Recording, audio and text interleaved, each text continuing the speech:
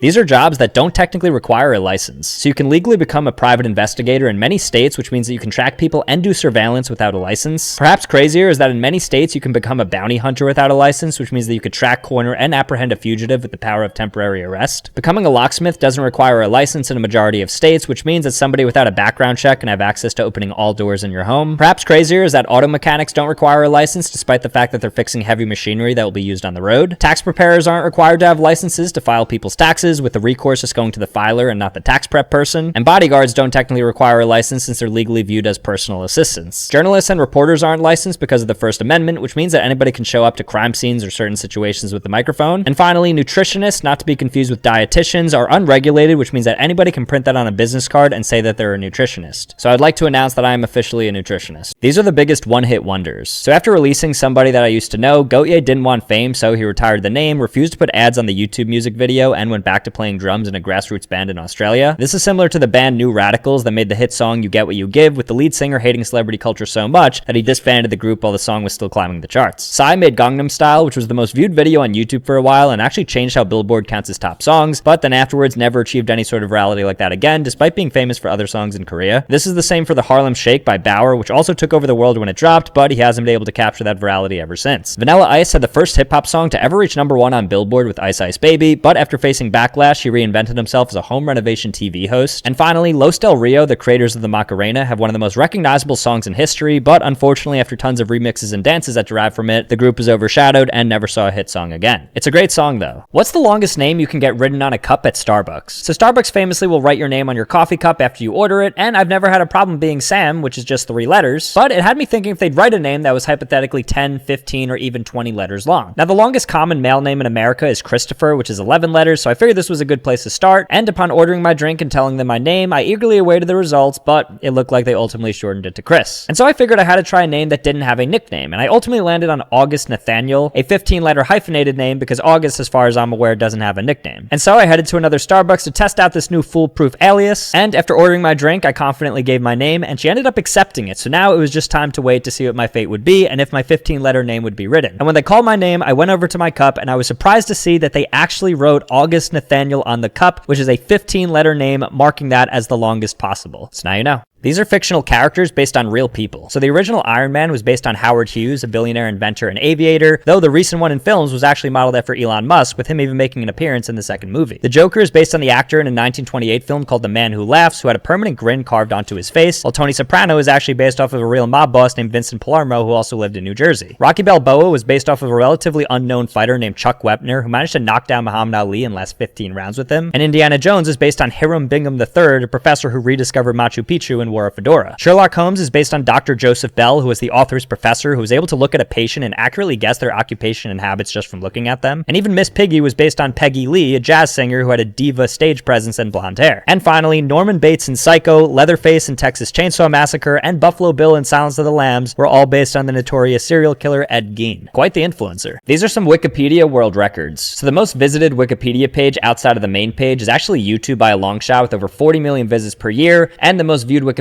article in a single day is Charlie Kirk, with 15 million views on September 10th following the news of his death. The longest article ever is List of Subnational Entities by Human Development Index, which was over 2 million bytes, though recently it's been chopped up, so now it's List of Cases of the January 6th United States Capitol attack, which is just over 800,000 bytes. The first article ever on Wikipedia was Afghanistan with a capital N on January 16th, 2001, and the longest an article has been alive without an edit was Anti-Ballistic Missile Treaty, which has had no edits for over 23 years. The most edited page on Wikipedia is List of WWE Personnel. Not counting list though is the United States with over 51,000 edits. And finally, the article with the most references is oddly 1559 to 1562 French political crisis with over 1,200 unique citations. Pretty cool, right? These are brands that were caught lying about their products. So Subway footlongs used to come in at around 11 inches, but following lawsuits, now they measure each bread to ensure that it meets the advertised length. Similarly, double stuffed Oreos don't actually contain double the cream, but rather 1.86x, and Mega Stuff is 2.68x. Amazon has been caught subtly raising prices before Prime Day events, events so that the discounts appear greater despite them being effectively the normal price. They were also caught trapping people into subscriptions and made it unreasonably difficult to cancel them. Apple was caught slowing down the performance of older iPhones to allegedly get customers to buy the newer phones. Similarly, AT&T was caught lying about unlimited data by slowing down data speeds after certain usage thresholds. Skechers and New Balance both faced criticisms from falsely claiming that their shoes will help to tone muscles and burn calories, and L'Oreal was criticized for claiming that one of its cosmetic products was clinically proven to boost jeans and DH customers despite no scientific backing. And finally, Burger King was sued for allegedly advertising the Whopper to look bigger than it actually was, but who's eating Whoppers? Pretty cool, right? This restaurant is ran by human robots. It's called Dawn Avatar Cafe in Tokyo, and it hires disabled workers to control the robots remotely from their homes. Now, when you enter, you're greeted by the host Masahiro, who tells you a little bit about the restaurant before taking your order and showing you to your table. And after a few minutes, your drinks are delivered to you by a kimono-wearing robot, also controlled by somebody else that even has remote-controlled movements so they can navigate around the restaurant. Even cooler than this, though, is that at every table you have a personal robot who talks to you throughout your meal. Mine was this cute one named Kay, and she works remotely because she has to stay home to tend to her daughter who has cerebral palsy. She keeps you company while you're drinking your coffee or tea, and she can see you through a webcam in case you want to show her something. And also through the iPad, you're able to have real-time translation in case of a language barrier, which was very useful. And if that's not enough, after you're finished, you can also go over to watch their robot barista, who's also controlled by a human, and puts on a 20-minute show complete with making a full customized coffee that honestly tasted really solid. So despite all the robots, it obviously felt very human, so very cool concept. Love to see it. I secretly worked as the Dunkin' mascot for a day. So Dunkin' apparently has a mascot called Cuppy that comes out every so often for special events, and so I decided to dress up as him to try and promote the business. My first task was to infiltrate Starbucks, hoping to divert some traffic by standing outside of it with munchkins and giving them out. And this worked perfectly, as within minutes of standing there, my inventory was depleted, and even the Starbucks employees wanted my munchkins. My next task was to build up brand equity by taking pictures with Dunkin' fans and giving out full-size donuts. This was seamless, and I was taking hundreds of pictures and slinging dozens of donuts, all while I was sweating away in this 100-degree mascot suit. And then my third task, which was arguably the most important, was ensuring that there were no bad actors nearby. But this didn't last long, as Red the Angry Bird mascot came over, infringing on my meet and greet, and so I challenged him to a game of mini golf with the loser having to retire their costume. Now, since he's a bird, he didn't have arms to hold his club, so instead I allowed his stand to play for him. But it didn't matter because I ended up beating him handily, retiring Red forever, and making my claim for being the world's greatest mascot. This store is completely ran by AI. So in Japan, there's a store in the Takanawa train station called Touch to Go, in which you get scanned upon entering, then are monitored continuously by over 40 AI cameras tracking every move and noticing every item taken off the shelf. What's cool is that it registers the food items as you pick them up automatically, so there's no scanning anything at checkout because it just knows what you got. Even cooler though is if you order alcohol, it uses AI recognition software through this webcam at checkout that will verify if you're over the legal age based on your facial features, and assuming if you are, then the doors will open, allowing you to exit the store. There's also a 7-Eleven in Taiwan that I visited called the 7-Eleven X Store 2 that is similar and even has autonomous restocking of shelves and a whole bunch of sensors for whenever you want to grab something. And it doesn't end here, because in the Tokyo subway station, there's an AI snack kiosk where you can pick up these banana cream pie desserts in less than 20 seconds by just taking it and scanning your card without any human interaction because of the AI detection software. I mean, this would never work in the United States, but very cool still. These are movies that change scenes after release. So in Star Wars A New Hope, George Lucas re-edited the scene in which Han Solo killed Greedo to show Han Solo acting in self-defense so he didn't look too much like a cold-blooded killer and would be more rational to gain audience support. E.T. changed the scene where the government agents have guns while trying to capture E.T. to instead them having walkie-talkies via digital editing to make the scene more family-friendly. Aladdin changed the lyrics to Arabian Nights from where they cut off your ear if they don't like your face to instead where it's flat and immense and the heat is intense in order to comply with objections from the Arab Anti-Discrimination Committee. A movie called The Program removed a scene several years after release of some of the football players lying in the middle of a street to prove their courage because real-life teenagers were attempting this challenge and ended up getting injured or killed while doing it, while Toy Story 2 removed a scene at the end with Stinky Pete grooming 2 Barbie dolls in light of the Me Too movement. And finally, a movie called Splash was digitally altered in 2020 to cover up a mermaid character who was accidentally exposed for a few shots during her transformation. Pretty cool, right? Let's try to guess these celebrities that nobody knows. Oh, I feel like I know this guy. Wasn't he the host of America Says? I have no idea what his name is, though. I could have 1,000 guesses and I couldn't get it. John Michael Higgins, okay? I know her, but I have no idea what her name is. Sorry, ma'am. Margot Martindale, all right? I know this guy, too. I just watched a movie with him. I think he was in Valentine's Day. He played the old man. No idea his name, though. Hector Elizondo. Shout out. This is the guy from Wednesday. I don't know his name, though.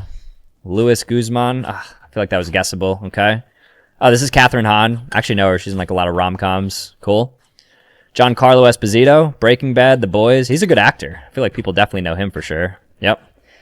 And then, I love this guy. I don't know his name, though. James Hong. All right.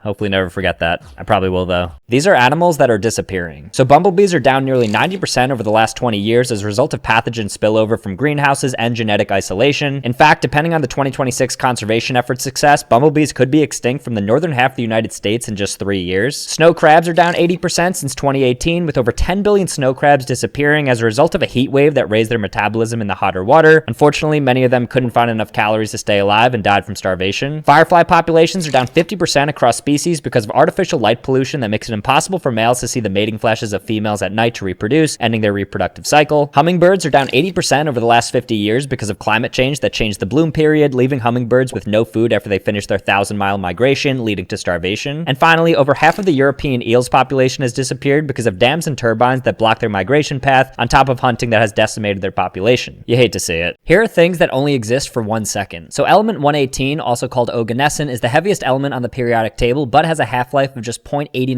milliseconds. It's created in a particle accelerator by smashing atoms together, but then it decays instantly once it's held. For about 1 second at the exact moment of sunset or sunrise, there's a green flash meteorological phenomenon in which the blue light scatters and the red light dips below the horizon, making it nearly impossible to catch live. Similarly, Bailey's beads is a 2-second phenomenon, only available during a solar eclipse in which the moon covers the sun and creates this visual. Red sprites are brief, large-scale electrical discharges high above thunderstorms, often with blue jets appearing below them, both of which are notoriously difficult to capture. Humans have something called iconic memory, which exists for about a half a second when you turn off a light in a pitch black room, in which you can still see the room for a bit before it goes dark. And finally, the stock market has micro prices that exist for just milliseconds that humans can never technically see or access, but algorithms always do. Pretty cool, right? I asked every drive-thru for the usual. Starting at McDonald's, I went to the drive-thru stating this phrase, "Can I have the usual?" And at first he was confused, but then played along and surprised me with a Big Mac, which makes sense, it's the most popular item, so definitely the usual. From here, I headed to Wendy's and asked for the same thing, and I'm not sure if they misheard me or something, because I ended up getting Baconator fries, which 1, I've definitely never ordered before, and 2, I don't think anybody has. But I must say that they were very good. From here, I went to Starbucks and got the usual there, which was actually just my usual, which was just an unsweetened iced tea, because I wanted to wash down the Baconator fries. Before I went to Dunkin', which when asking for their usual, I got a jelly donut, which apparently is a common ask because they knew immediately what to give for that. Burger King and Taco Bell were pretty standard, as when asking for the usual at both of these spots, I got their most popular items, the Whopper and Taco respectively. And then I ended things at Popeyes, which might have been the strangest of them all, because after asking them for the usual, I got a single biscuit, which, I mean, I'll happily take because it is the best biscuit, but definitely not something I expect a lot of people to order. Pretty cool. These are brands that don't advertise. So Hoi Fung Foods, the makers of sriracha sauce, spend nothing on advertising. It grew purely from word of mouth, and since they didn't trademark sriracha, other companies using it just help drive traffic to their version of it. Costco famously has no formal advertising budget, so you'll never see a Costco commercial on TV or a billboard marketing their food and products, as they believe in exclusivity and paying employees more instead. This is similar to Trader Joe's, who doesn't have ad spend outside of their Fearless Flyer newsletter that they hand out. Rolls-Royce spends close to nothing on marketing, as they believe their customers wouldn't be swayed by a 30-second commercial to buy their cars, and this is actually the case for many luxury brands like Ferrari as well. Zara famously spends very little on advertising compared to other fashion retailers, as they'd rather focus their efforts on inventory turnover and their real estate, while In-N-Out is also lean on marketing and has no national advertising despite their strong fan base. And finally, Tesla famously spends $0 on marketing, as Elon Musk's social media presence is obviously massive, and they have a referral culture that allows them to focus their funds on engineering and the cars instead. Pretty cool, right? I tested every Zach D Films video. Starting with a table saw having a stop function if it detects a human finger, I decided to test this with a hot dog because apparently it works on them too, but I guess my saw wasn't modern enough because it cut right through the hot dog. Next was a technique to enter any door using just a credit card, and I was skeptical about this, but within seconds I was able to open the door. Next up was testing a fire under a water balloon to prove that it wouldn't pop, and I don't understand the physics behind this, but this somehow didn't pop after a minute of direct flame. I watched a video explaining how to guess the exact amount of jelly beans in any given jar. Take a guess if you want to. This is what it looked like. I guessed 1100 and his method guessed 1500. Unfortunately though, both of us were wrong because it ended up being 994. From here I saw a video in which you could place your waterlogged phone in some silica gel packets instead of rice, which seemed a bit far-fetched, but after waiting 24 hours my phone was completely fine. And then finally I saw a video of an ice hammer that can hammer in nails if you put this configuration together, and after trying it I'm happy to report that it actually somehow worked. So good job, Zach. Here are some ancient methods that humans still use. So shaking hands has been around for nearly 4,000 years, but humans still default to it as the preferred way to greet somebody despite it being suboptimal for health. Suturing and giving stitches via the needle and thread manual method has persisted for thousands of years, dating back to ancient Egypt, as it remains the best for control and tension management. This is the same for sewing fabric as well. Bricklaying methods haven't evolved since the Roman times, with the 6,000-year-old method of spreading mortar and manually placing placing clay bricks on top of one another continues to this day. Humans still use the same knots to secure heavy loads, as there hasn't been a proven method for better strength or simplicity. We even still measure time in 60 seconds, 60 minutes, or 12-hour systems from Mesopotamian times, despite arguments that 100 seconds would arguably work much better. Similarly, humans still prove geometry in the same exact way we did 3,000 years ago, as it remains to be the best way. And finally, humans continue to sharpen blades by flint knapping, something that our ancestors did nearly 1 million years ago. That's crazy. What is the most hated fast food item? Starting off with Taco Bell, with customers agreeing that the veggie Mexican pizza is the worst, and I have to agree because every time I eat this thing, I want to immediately regurgitate it. At KFC, people reportedly dislike the coleslaw, but coleslaw is a pretty easy target, and while it wasn't amazing, I don't think it deserves the dislike around it. I don't know who's ordering this, but the gyro at Arby's is generally disliked online, but to my genuine surprise, this actually slapped, like a true 8 out of 10, which is crazy for an Arby's Greek item. At Dunkin', the least favorite was this Cream Delight donut that was filled with buttercream, and I have no idea why, because upon trying it was one of my favorites. Burger King's is predictably the Impossible Whopper, which is a vegan patty, although I don't really dislike it, while McDonald's is predictably the Filet-O-Fish, and so I got a double one to see how bad it was, and it was predictably double mid. But then on to Popeyes, because their most disliked item is actually one of their newer items, which is the Caramel Apple Cheesecake Cup, which looked pretty decent, but ended up tasting arguably worse than the Mexican pizza, so I would avoid these. I stayed at an AI hotel. It's called Autonomous in Las Vegas, and it opened in 2025 and claims to be the world's first fully AI-powered hotel. Now, the outside looks unassuming, almost like an apartment complex, but when you go inside to check in, you're met with a robot named Otto who's able to freely talk to you about anything before ultimately pointing you to a kiosk for digital check-in. The inside of the hotel looks pretty standard otherwise, though they do have a pretty cool server room that hosts all the computers, which I thought was interesting. I checked out the convenience store, which is fully self-serve and uses this really cool checkout machine that uses AI to detect which food you grab and rings you up accordingly, and apparently they're also in the process of building a fully AI-powered restaurant, whatever that means. When I got to the room, there honestly wasn't anything too AI-y about it, outside of a Nest thermostat, I guess, but it did have an e-butler service on the iPad. We were able to order things to the room like towels, with it mysteriously arriving through the chute system next to your door. And if you have any other needs, they make you download this app, in which it basically serves as a digital concierge for anything else you need. So I'd say it's a pretty cool concept, but definitely right now a little bit underwhelming. I tested every iShow speed short. Starting off by pulling a car, I started light and worked my way up before tying myself to a 3,000-pound Honda CR-V, and this was actually pretty easy to move, and I was able to drag it 50 feet. From here, I wanted to see how many layers of tape I could run through, so I bought this carpet film and found a tree, and I have to say this was quite difficult, taking me 5 tries to get through 2 layers and 10 tries to get through 4. Anything more would have been impossible for that. I tried the human balloon challenge next and tried to get myself in there, but unfortunately I couldn't fit in, and I have no idea how he did that either. And so instead I just blew it up, and here's what that looked like.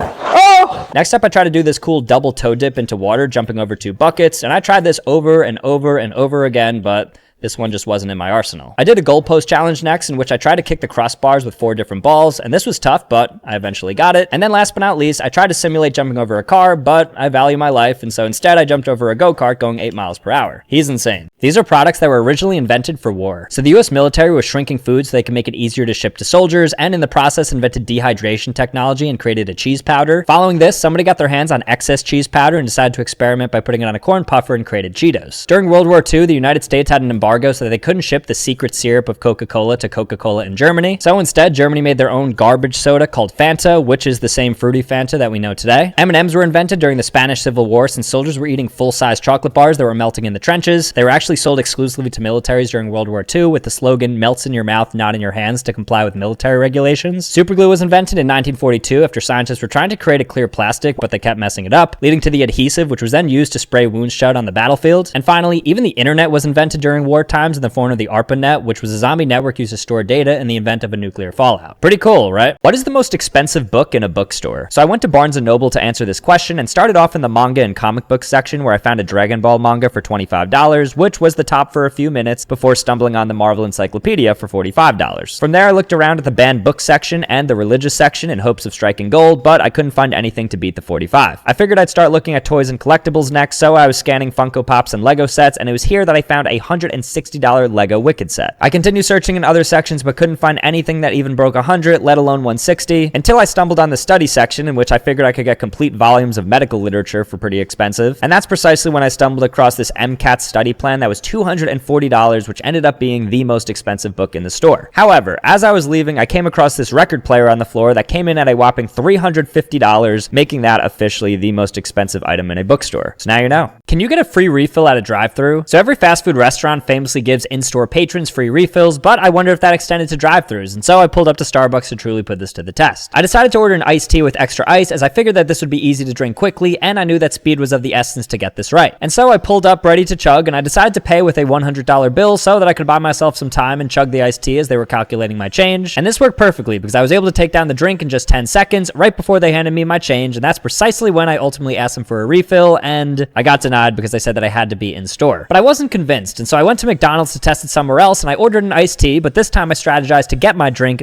it, and then pull through the drive-thru again as a fresh customer to see if doing it like that could potentially work. And lo and behold, after drinking it and pulling around looking for my refill, the employee actually said yes, and they honored it. So I guess you actually could get a refill at a drive-thru. Well, sometimes. Pretty cool. Let's try to guess if these videos are real or AI. All right, so we have 3 Asian people laughing. Let me watch this. I think this is actually real. It's pretty natural movement overall. Nope, AI. Okay. All right, clownfish in an anemone. All right, I mean, this has to be real, right? It looks pretty legitimate. What? How is that AI? All right, some wheat blowing in the wind. I mean, that looks pretty real. Okay, cool. This is 100% AI. The speed of the camera moving and just like the entire scene. Okay, never mind. A bird about to take flight. I could see this being real. I'm not noticing like any glitching or anything. No? All right, somehow this is AI.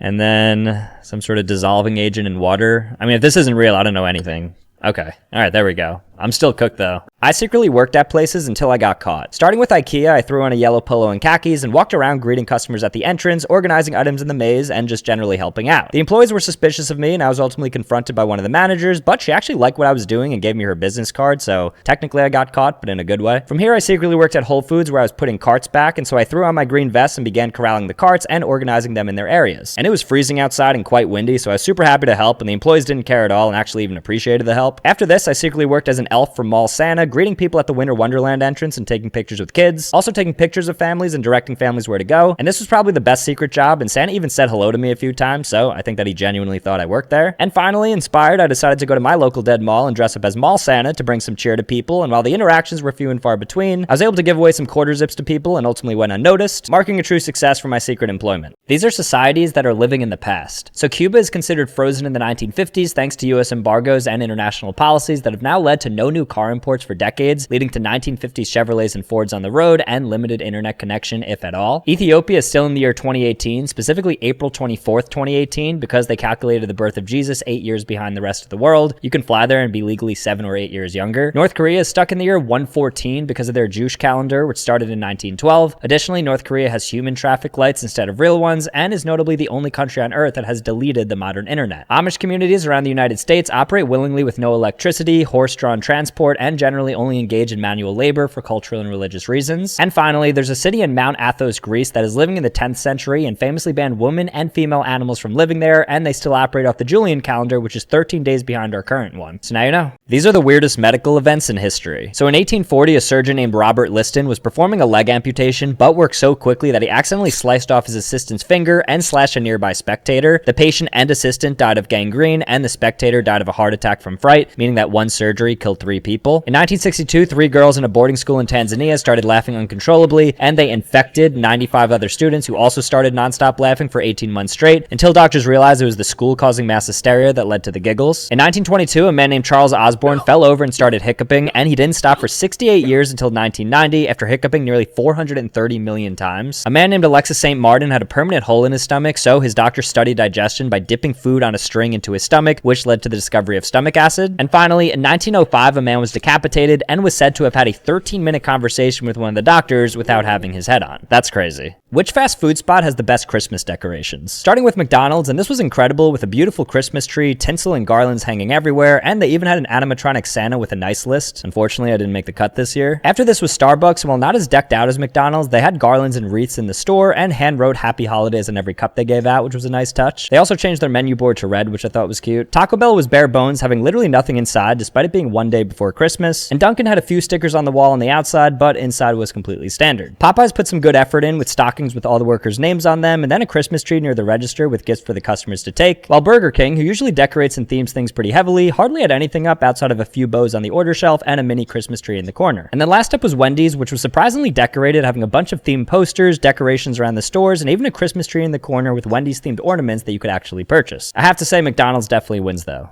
I ordered celebrity fast food meals, starting with Taylor Swift, and her Starbucks order is apparently a grande caramel non-fat latte, otherwise known as Taylor's Latte, and while I like her music, I certainly don't like her coffee choice because this was just sugar in a cup. After this, I had the Travis Scott meal from McDonald's back in 2021, which is a quarter pounder with cheese, bacon, and lettuce, a medium fry, and a medium Sprite, and this was pretty standard and inoffensive, so I enjoyed it. Dunkin' has the Sabrina Carpenter Strawberry Daydream Refresher, which I've had a few times in the past, and I think it's one of the better pre-made drinks at Dunkin', so good job, Sabrina. Popeyes actually collaborated with Hot Ones, so I got their Darren Dab Ghost Wings with Last Dab Ranch, and while it wasn't as hot as I thought it would be, Sean Evans did collab on a tasty meal, so that was strong. Wendy's collab with past NFL players like Brady Quinn for their custom meals, with his being a Baconator, unsurprisingly because he definitely eats a lot of protein. And then I ended things at Burger King to try the Lil Huddy meal from 2020, which was a spicy chicken sandwich, 4 mozzarella sticks, and a chocolate shake, and I have to say, good job Lil Huddy, solid meal. These are people who became famous for doing absolutely nothing. So in 2006, a man named Guy went to the BBC for a job interview, but the BBC accidentally mistook him for another guy and was pulled into a live interview as a tech expert. He played along and got through it, making him famous for his mistake. Alex Lee was a teenager working at Target doing literally nothing special when a girl came up and posted a picture of him to Twitter, gaining him hundreds of thousands of followers in a day and even an appearance on Ellen. Andres Serrato is an electrical engineer who was modeling for stock photos in Hungary when all of a sudden his pictures caught on and became memed on for now over a decade. This is similar to Kyle Craven, who released one of his school pictures that ended up being the meme format for Bad Luck Brian. Jeremy Meeks was a gang felon whose mugshot was released by the Stockton Police Department in 2014, and because he looked like a model, he became famous upon release from prison and even ended up walking the runway at Fashion Week. And finally, Ken Bone was a random audience member who asked a question during one of the presidential debates, and he actually became famous off of this, selling thousands of t-shirts apparently upon launch. Pretty cool, right? These are popular songs that no one knows the names of. So this song, commonly dubbed the circus song, is ironically called Entry of the Gladiators and was originally written as a serious, triumphant military march before becoming a clown's anthem. This song, which people just usually call the woo-hoo song, which you'll hear at every stadium you go to, is actually called Song 2 by Blur. And if you've ever watched an old YouTube video, you've certainly heard this song, and it's called Dreamscape and part of a wider non-copyright playlist. This song, which is typically shown for every high-speed Looney Tunes type chase, is called Yakety Sax, while this song, always played during intense epic situations across movies and commercials, is called O Fortuna. Whenever there's some slow motion scene synonymous with some athletic struggle and triumph, most likely you're going to hear this song called Chariots of Fire, and anytime there's an equally epic space or dawn of time moment, you've probably heard this song called Also Sprach Zarathustra by Richard Strauss. And finally, most importantly, this song, which I'm sure everybody watching has heard at some point in their life, is called Sandstorm by Darude. So now you know.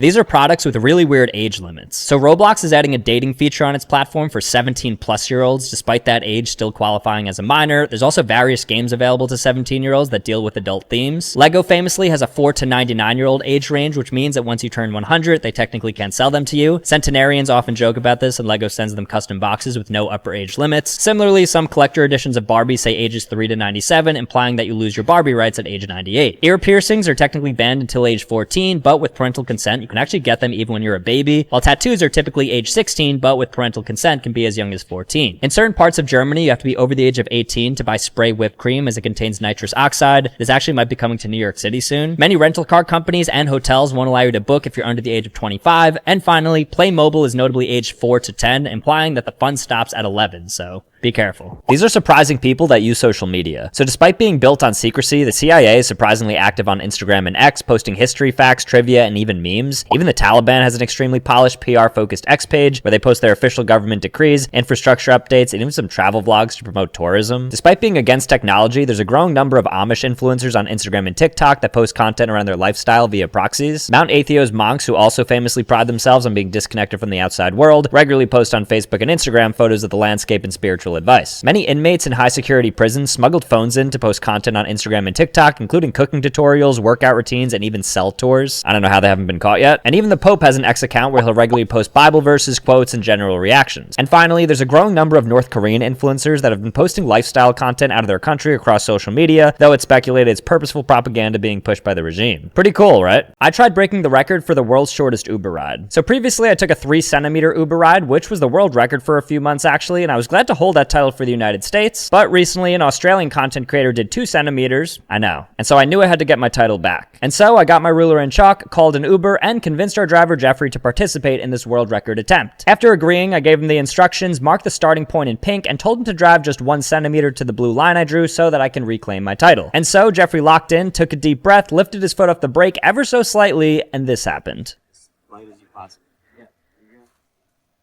Not only did we shatter the world record for the shortest Uber ride at just 0.5 centimeters as shown by this yellow line that I marked, but according to ChatGPT, this is actually the shortest amount of movement that a vehicle can possibly make, which means the record can never be broken and I can officially retire as the world record holder for the shortest Uber ride. Take that, Australia. Here are fake places that actually exist. So Central Perk is an official coffee shop in Boston and now New York City that was originally based on the coffee shop in Friends. Similarly, there's a few quickie marts from The Simpsons across the United States, specifically in Myrtle Beach, South Carolina and Orlando. We can even purchase Simpson-themed items like Duff Beer. Bubblegum Shrimp Company was a fictional restaurant chain from Forrest Gump that has since turned into an actual restaurant chain with dozens of locations worldwide serving shrimp. Casa Bonita, which was parodied by South Park many times, went bankrupt but was actually revived by the South Park creators who now own it and made it completely like they depicted it in the show. Perhaps more iconic than this though is Holiday Inn, which was originally a fictional hotel that was only open for holidays in the 1942 movie Holiday Inn and has gone on to become a real thing and arguably the most successful hotel chain in the entire world. And finally, Los Pollos Hermanos from Breaking Bad is an actual restaurant that can be visited under the name Twisters that serves slightly different food from the show, but otherwise has the same front and inside as you'll see in the show. Pretty cool, right? কি হইছে বলতো?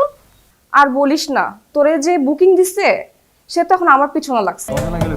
দিশান ও দরজা লাগা দিছে। ও দরজা লাগা দিছে। কই যায়? কই যা?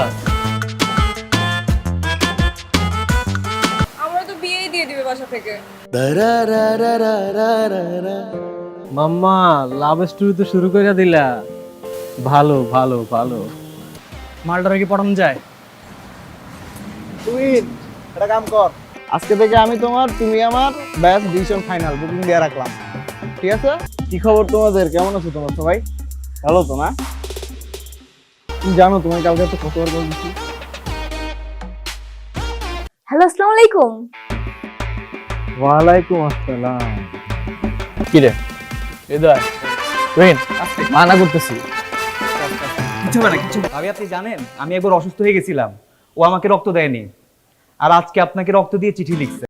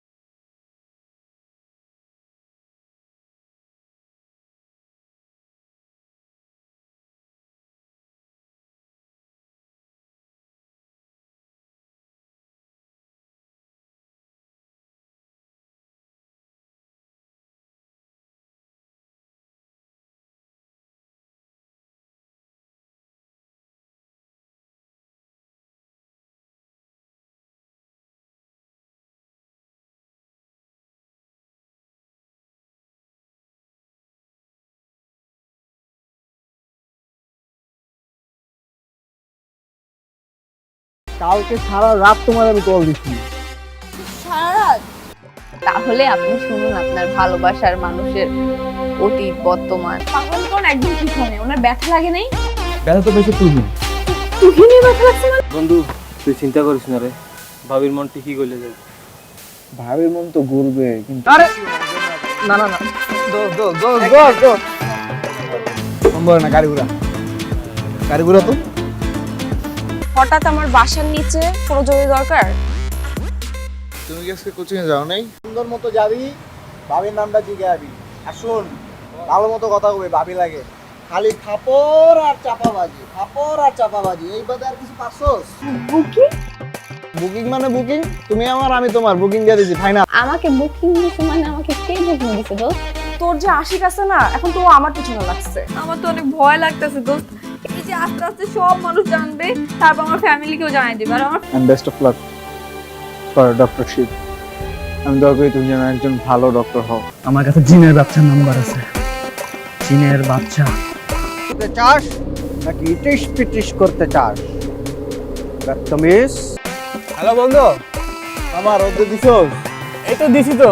ঠিক মতো রোদে দিছস? কি শুনতে চান? আমি আপনাকে ভালোবাসি।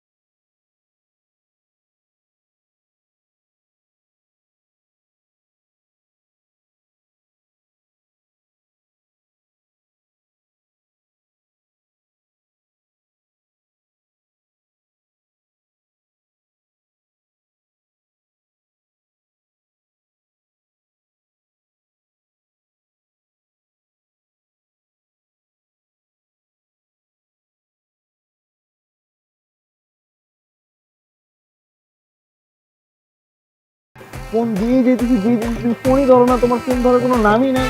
কোনো কথা, তোমার ফোন ধরো না কেন? এবারে এক্সামের প্রিপারেশন কিরকম তোদের? আমি তো খুবই এক্সাইটেড, কারণ আমার প্রিপারেশন খুবই ভালো। জিসান দরজা খোল।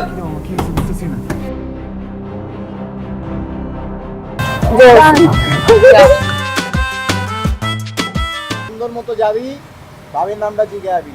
আর শোন, ভালো মতো কথা কবে, ভাবি লাগে। খালি ফাপড় আর চাপাবাজি, ফাপড় আর চাপাবাজি, এই বাদে আর কিছু পাচ্ছস?